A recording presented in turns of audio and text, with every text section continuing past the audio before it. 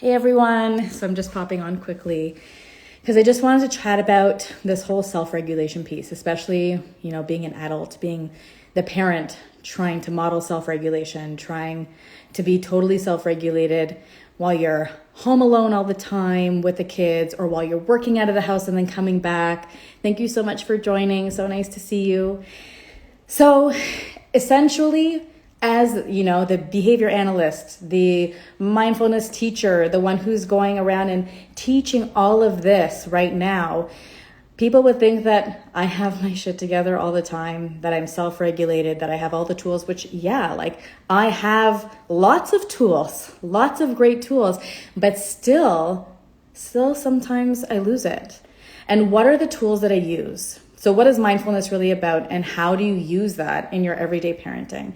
I talk about how we use it with kids all the time, but there are also pieces, there are also pieces to how we use it for ourselves. And I always say that if you want your children to do it, you have to practice it yourself. And right now it is so hard, especially if you're living in Ontario and you're home all day, working from home, not working from home, but all day with your kids in online learning, whatever it is that you're experiencing, it's hard. And the very first step, and I was speaking about this to a parent yesterday, is awareness, is like catching yourself when you have lost it or when you are losing it or in the midst of losing it.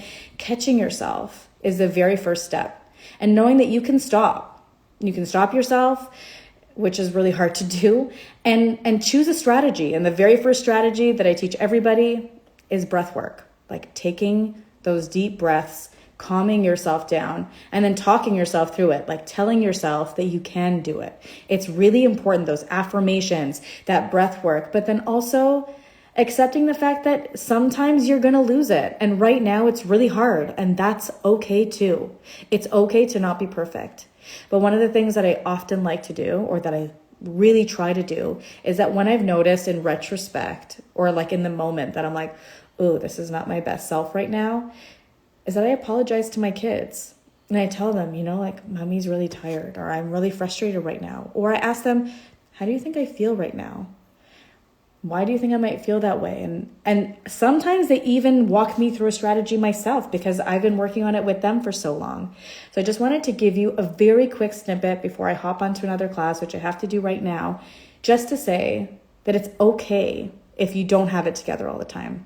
It's okay if you make a mistake, but also try when you get a moment, when you can, to practice your own self-regulation. And it comes with practice. It's not something that you can do in the moment when you're heated out of nowhere. It is something that you can only do when you've practiced it. So practice that breath work. Do it before you go to bed. Do it when you're driving in the car. Do it when you have alone time, or take yourself out of the situation, go outside, do breath work, get in your car, go into a room, lock yourself in the bathroom, do what you have to do to bring yourself back to a state where you can go on.